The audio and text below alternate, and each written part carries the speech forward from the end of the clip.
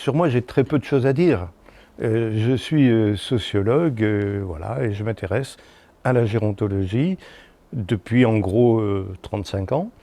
C'est un lieu qui m'a intéressé parce qu'il y avait beaucoup de choses à dire, parce qu'il n'y avait pas véritablement de sociologue de la gérontologie. D'ailleurs, on s'aperçoit que tous les sociologues de la gérontologie, enfin qui se disaient gérontologues il y a 30 à 35 ans, ne sont plus devenus des gérontologues, sont devenus des sociologues des modes de vie, de l'urbanisme, etc. Bon.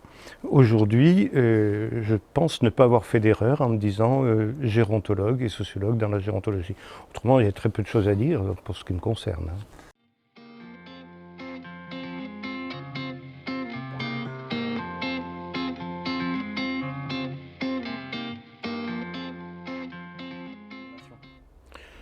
Alors, je dois dire que l'animation, c'est une pratique qui a énormément évolué depuis une trentaine d'années.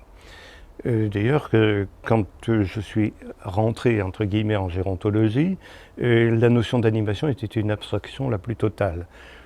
On faisait travailler des aides-soignants dans l'animation, il n'y avait pas véritablement de projet en ce qui concernait l'animation, et il n'y avait aucune référence à ce que pouvait être l'animation.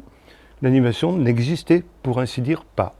Si elle n'existait pas, cette animation, c'est que peut-être la société n'était pas prête à la concevoir, à concevoir les relations entre un personnel et la personne âgée comme étant une nécessité. On disait que l'animation, finalement, c'était inutile, on sait bien s'amuser, on sait ce que c'est, il n'y a pas d'organisation à avoir. Je vous parle il y a plus de 35 ans quand même. Hein. Il y a, allez, je vais dire 50 ans, comme je dirais 60, c'est exactement pareil. Il y a des années et des années que l'animation n'avait pas son identité. C'était quelque chose de tellement naturel qu'il n'y avait pas besoin de l'accompagner. Est survenue quand même la problématique des personnes âgées, des personnes âgées de plus en plus dépendantes, de plus en plus nécessitant un accompagnement. Et le terme d'accompagnement, on l'a inventé en quelque sorte avec Bernard Hervy. D'ailleurs, le CNAG a commencé par un seul A, qui était l'animation, et on a rajouté l'accompagnement par la suite. C'est arrivé à peu près, je dirais, dans les années, allez, on va dire 2000, parce que 1 ou 2 ans près, je ne sais pas exactement, mais dans les années 2000, on a commencé à mettre l'accompagnement. Qu'est-ce que ça signifiait? Ça signifiait tout simplement que l'animation à elle seule ne définissait pas ce que pouvait être l'ampleur de l'activité d'un animateur.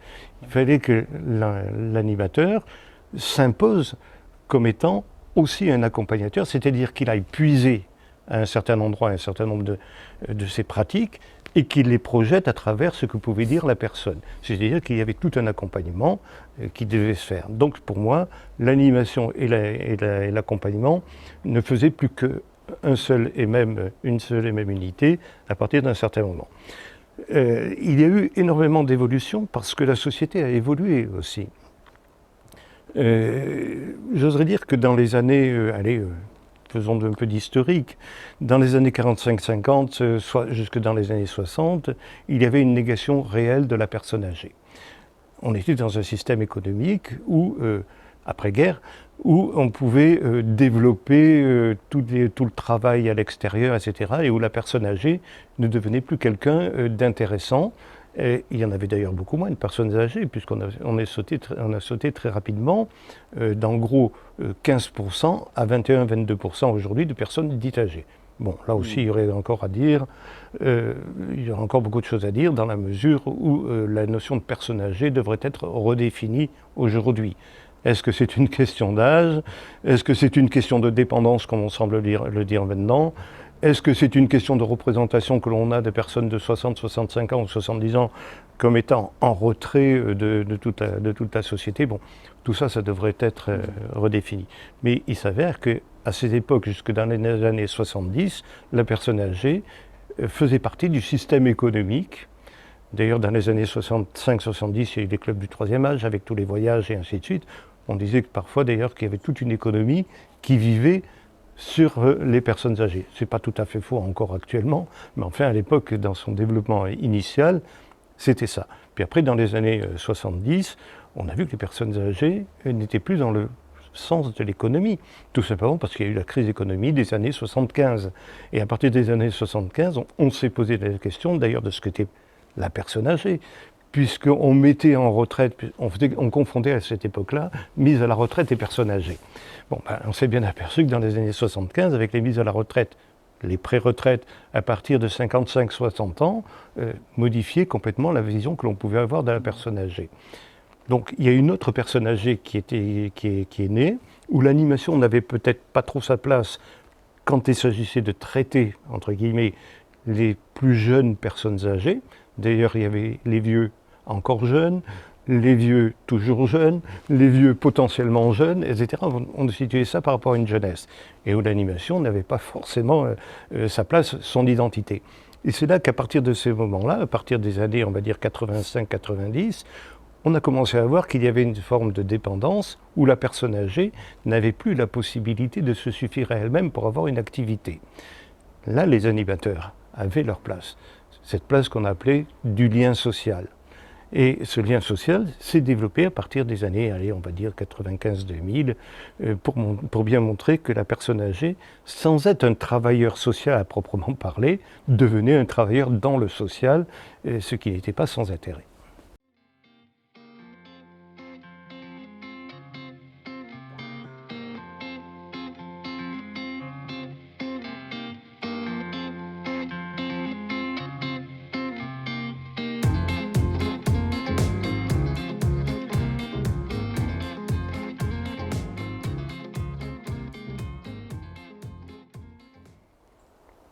Alors, quand on parle d'enjeux, il y a toujours une complexité dans la compréhension du terme, parce que les enjeux des uns ne sont pas les enjeux des autres. Et il est évident qu'il fallait trouver, là encore une fois, et j'y reviens sur le terme d'identité, il fallait trouver non seulement une identité à l'animateur, mais aussi une nouvelle identité à l'animation. Et cette problématique, cette dualité, cette double problématique, posait en filigrane la question d'une évolution. Une évolution qui a été largement accélérée par l'apparition de la Covid en 2020. Animation d'ailleurs qui peut ne pas changer, mais simplement qui est l'objet d'une prise de conscience. C'est-à-dire que tout ce que l'on subodorait avant devient une réalité aujourd'hui, parce qu'on est en train de mettre en place par la force des choses, on va dire. Alors c'est peut-être un peu trop tôt pour réfléchir sur ce qui est un enjeu de demain.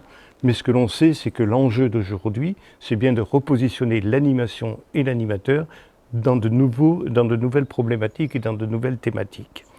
L'enjeu d'aujourd'hui, ce n'est pas forcément de la repositionner dans le lien social qu'elle a développé, mais de savoir comment, à partir de ce lien social, elle peut exister comme personne, alors qu'il peut y avoir des ruptures. La notion de rupture est extrêmement importante. Et l'animateur doit comprendre ce qu'est une véritable rupture, à la fois pour la personne, pour la société et pour les enjeux du futur. Comment va-t-il accepter cette rupture, l'animateur, sachant qu'il a été formé, pour ne pas dire formaté parfois d'ailleurs, sur des éléments où les enjeux n'étaient pas, disons, lisibles, puisqu'ils n'existaient pas vraiment. C'était plutôt une vision intellectuelle de l'avenir de sa profession. Aujourd'hui, on n'en est plus là. C'est plus une vision intellectuelle, on est dans une vision très pratico-pratique. Comment les enjeux vont se définir à travers non pas seulement le lien social, mais la possibilité de continuer à faire en sorte que les personnes âgées soient intégrées dans une communauté de pensée, dans une communauté de vie, dans une communauté de valeurs. Pour moi, c'est quelque chose d'assez essentiel. Bon, c'est peut-être un petit peu actuellement distancié par rapport à des réalités que vous êtes en train de vivre en tant qu'animateur, mais cette réalité serait importante de voir comment la personne âgée va pouvoir se débrouiller dans la communauté, autant qu'à titre personnel ou qu'à titre individuel.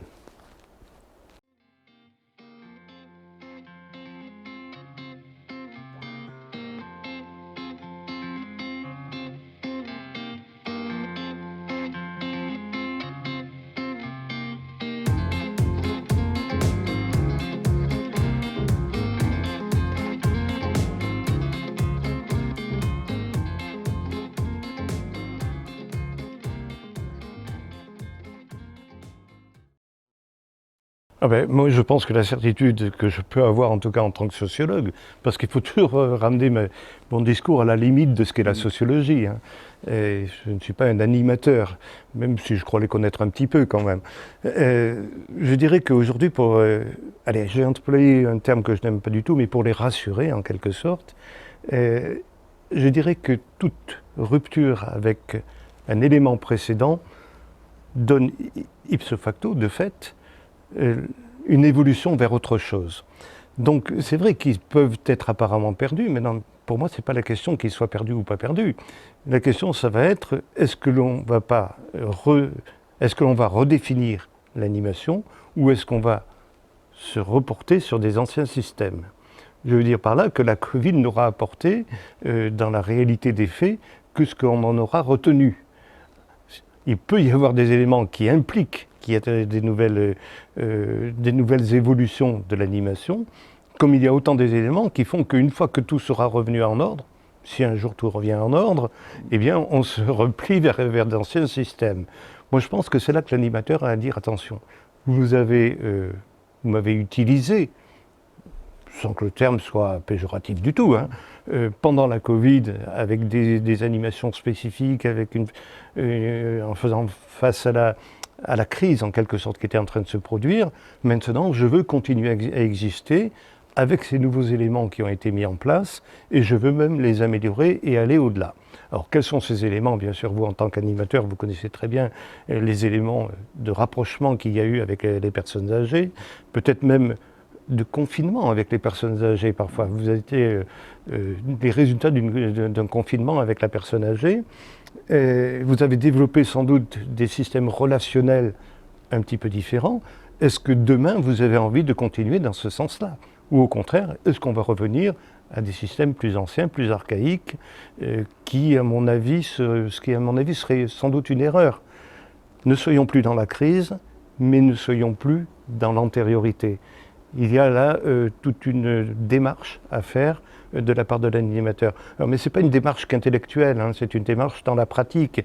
C'est une démarche où déjà la personne âgée le reconnaît différemment, l'animateur. Et c'est plus l'animateur qui fait le rigolo avec sa tête de clown quelque part. Enfin, ça, c'est dépassé depuis longtemps d'ailleurs. Mais enfin, oui. Mais ça existe toujours, ce n'est pas que ça en tout cas. Aujourd'hui, c'est quelqu'un sur qui on peut s'appuyer, sur qui on peut compter, sur quelqu'un qui nous comprend, nous, personnes âgées. Et je crois que le système de compréhension est pratiquement, et dans la pratique, quelque chose de très concret pour l'animateur. C'est quelqu'un qui comprend la personne âgée, beaucoup plus que ne peut comprendre une infirmière ou un directeur d'établissement qui comprennent à un autre niveau. Après, qu'au sein de l'équipe, il y ait des interactions, c'est une chose. C'est-à-dire que l'animateur, ce qu'il aura appris, ce qu'il aura vu, ce qu'il aura entendu, il va peut-être le développer dans les équipes, d'accord ? Mais dans ses pratiques relationnelles avec la personne âgée, il aura passé un grade supérieur qui est celui de la reconnaissance. Une personne âgée a besoin de la reconnaissance. Je parlais tout à l'heure de la communauté et de l'individu. Eh bien, la communauté, il doit la reconnaître comme étant importante. Il l'a redécouverte durant la Covid, mais il doit toujours exister en tant que personne. Et ce lien entre les deux doit être mis en exergue, à mon sens.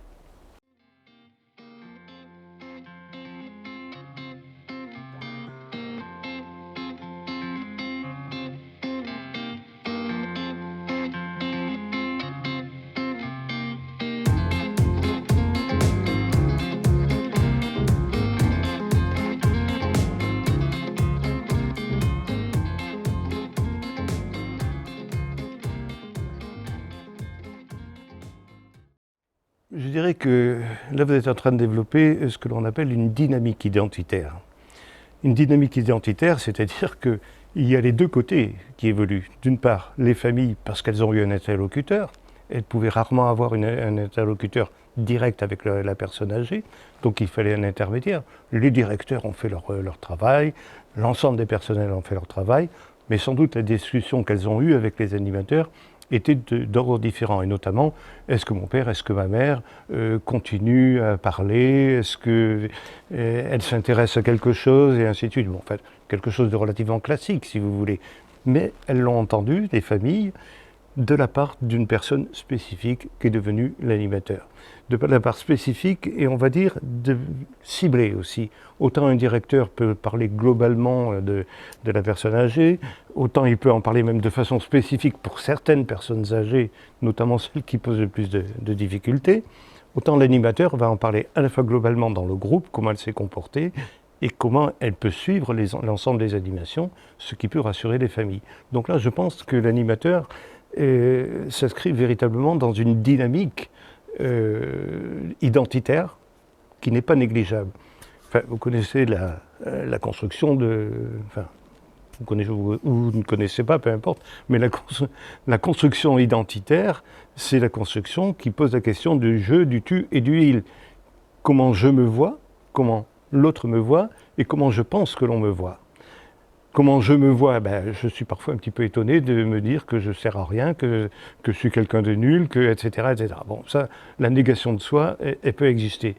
Mais dès l'instant où les familles viennent vous voir en vous disant « qu'est-ce qu'a fait mon père, ma mère ?», là, vous commencez à prendre conscience de ce que vous êtes. Et le mécanisme de conscientisation est extrêmement important. Il faut que l'animateur prenne de plus en plus conscience de ce qu'il est et de son importance. Je ne suis pas tout à fait convaincu, personnellement, qu'avant la Covid, il avait moins d'importance, l'animateur. Mais ce n'était pas une importance révélée. Aujourd'hui, elle commence à se révéler, cette importance. Eh bien, je pense qu'il y a une assise plus importante pour l'animateur pour être dans cette dynamique. Par rapport au tu, c'est-à-dire ceux qui sont en face de soi, eh bien, ceux qui sont en face de soi, ils vont s'adresser directement à l'animateur pour connaître un certain nombre de choses. Pas que lui, bien sûr, mais aussi lui. Eh bien, ce tu, la rencontre du je et du tu, fait qu'il y a un mécanisme de jeu JEU, qui est un enjeu, quelque part, par rapport à des discours différents que l'on peut avoir entre le je et le tu. Quant au il, c'est la société tout entière. Qu'est-ce que cette société tout entière pense du jeu JEU entre le je et le tu? Et il dit, cette société tout entière se dit finalement peut-être que l'animateur a un rôle beaucoup plus important que celui que l'on concevait avant. Et je pense que là-dessus, l'animateur doit prendre conscience que véritablement, il est en train d'évoluer dans l'esprit du peuple, on va dire, de la population en général et de tous ceux qui nous entourent. Je crois que la grosse problématique qui va être soulevée par la suite, ce sera peut-être beaucoup moins la conscientisation de l'animateur, même si elle est nécessaire, comme je viens de le dire, mais aussi la conscientisation des pouvoirs publics. Parce qu'eux ont leur importance aussi. Il faut qu'ils prennent la dynamique de cette identité, pas que de l'identité seule des animateurs, mais de l'identité globale au niveau de tous les intervenants auprès de la personne âgée. Et c'est à partir de décisions politiques qu'il va pouvoir décider de modifications plus générales de la représentation des personnes. Et on en vient au mécanisme de représentation et d'image qu'il est nécessaire de voir évoluer.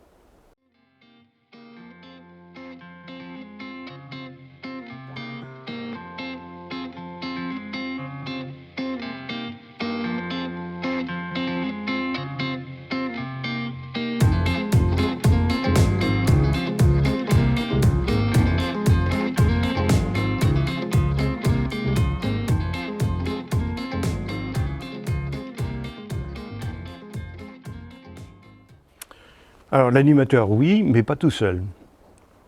L'animateur fait partie d'un groupe que certains vont appeler une équipe. Moi je dirais que pour la société tout entière, c'est pas une équipe, un animateur. Enfin, il n'est pas dans une équipe, il est dans un système structurel où il y a un certain nombre de personnes qui agissent, interagissent. Pour autant, l'animateur sera bien reconnu s'il propose quelque chose de spécifique. Pas seulement à la personne âgée, pas seulement aux familles, mais aussi à la structure elle-même.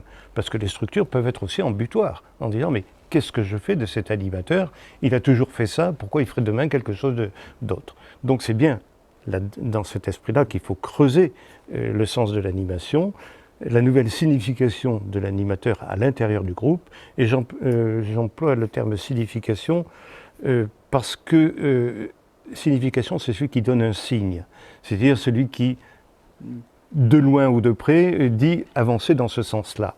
Et donc l'animateur devra trouver le signe qu'il va devoir promouvoir en quelque sorte, à partir du moment où il ne sera plus que un animateur au sens des années passées, mais un chemineur en quelque sorte, quelqu'un qui va cheminer aux côtés de la personne âgée pour lui faire comprendre qu'elle appartient toujours à la société, qu'elle peut être prise en charge personnellement et qu'entre cette personnalisation et ce cheminement collectif, il y a une nécessité d'interaction. Mais je vais un petit peu plus loin quand même pour essayer d'expliciter les choses qui ne sont pas toujours si évidentes que ça. Je pose la question, je me pose la question de savoir qu'est-ce que le sens communauté, et particulièrement à l'intérieur des EHPAD, peut signifier. Quel sens peut-il avoir par rapport à une famille, par exemple? Cette notion de famille, c'est la notion d'affection, de ne pas être perdu, de ne pas être laissé à l'abandon. Ça, c'est extrêmement important. La communauté ne peut pas avoir, enfin, à mon avis, ne peut pas avoir ce rôle-là. Ce que peut avoir la communauté comme action, enfin comme support pour la personne âgée, c'est le fait de se retrouver ensemble et de se dire « j'appartiens à une unité où on va ensemble pouvoir progresser ». Donc ça ne peut pas se substituer à l'affectif de la personne, de la famille. Donc moi je pense qu'il va falloir aujourd'hui interroger l'animateur en lui disant quel lien vous allez mettre entre la communauté que représente la structure, voire même le maintien à domicile, pourquoi pas, parce qu'il y a quand même une communauté, c'est pas parce qu'on va individuellement voir la personne qu'il n'y a pas une collectivité derrière. L'animateur devra donc se positionner, comment il peut faire le lien entre cette communauté qui est accueillante et la personne et la famille qui est elle-même affective. Donc aujourd'hui, on est en train, avec l'animation, de reconstruire l'idée que tout individu vit à la fois en communauté et personnellement avec une vie affective extérieure. Donc en quelque sorte, en quoi l'animateur va-t-il trouver des nouveaux moyens pour donner du sens à la communauté, à l'intérieur de l'établissement, et donner du sens à la personne âgée dans ses rapports à la famille.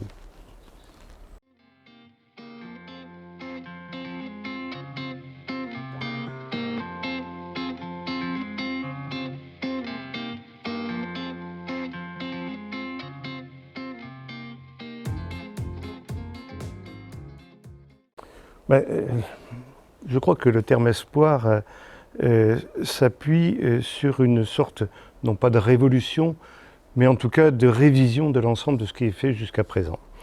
L'ouvrage qu'on va publier avec Sylvain Conamble et qui va paraître à la mi-janvier, le 21 janvier, met en évidence l'idée que tout ce qu'on a fait jusqu'à présent en ce qui concerne l'espoir des professionnels reposait sur à la fois la formation et une amélioration financière.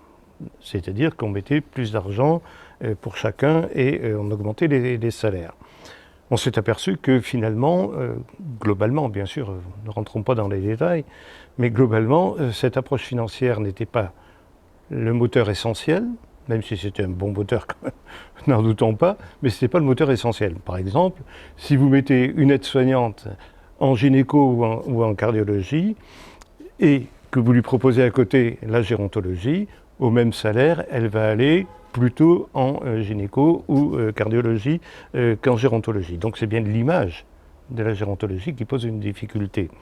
Et c'est là-dessus que cet ouvrage s'interroge sur les questions de représentation que l'on peut avoir de la gérontologie et que l'on puisse améliorer les recrutements, le quantitatif en quelque sorte, mais aussi le qualitatif. Alors en ce qui concerne ces recrutements, reposant donc sur les représentations que l'on a, il faut déjà à la base changer l'image. Parce que lorsqu'on a une image de base, on se la représente par la suite, et c'est bien là que se pose problématique. Donc il faut changer l'image de la personne âgée que notre société en a, pour avoir d'autres représentations et promouvoir l'idée que l'on peut avoir d'autres approches des professionnels à l'intérieur des établissements. Mais ça, ce n'est qu'un aspect.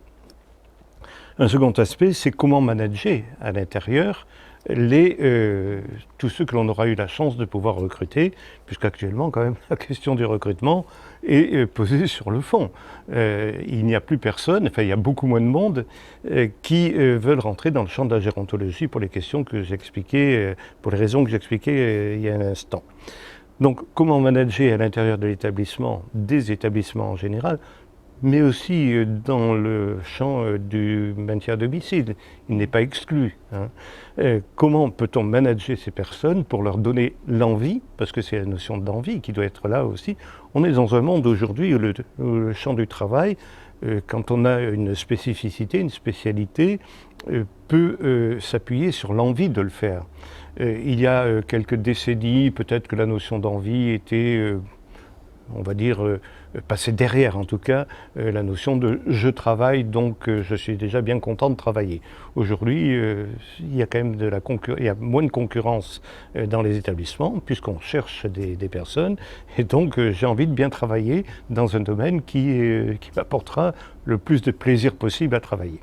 Donc notre ouvrage se focalise sur l'idée qu'il existe des outils nouveaux qui sont à mettre en place et qui peuvent plus prendre en considération l'idée que le personnel a quelque chose à dire. Alors bien sûr, il n'y a pas tout à dire, il y a quand même une direction, fort heureusement d'ailleurs qu'il y ait une direction, mais pour autant, il peut avoir quand même des choses à dire et il serait peut-être plus à écouter, quel que soit son niveau d'intervention. Et donc c'est cette coordination entre les différents métiers que l'on essaye de mettre en place et de voir en quoi tout cela peut déboucher sur un nouveau management, en quelque sorte, à l'intérieur des établissements.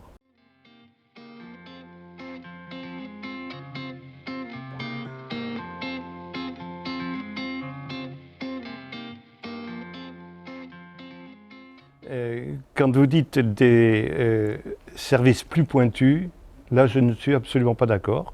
La gynéco, l'obstétrique ou autre cardiologie ou pneumologie n'est pas plus pointue que la gérontologie. Je suis désolé, mais la gérontologie, c'est un secteur pointu, parce que complexe. Il y a beaucoup plus de sens social en gérontologie que vous pouvez l'avoir en cardiologie.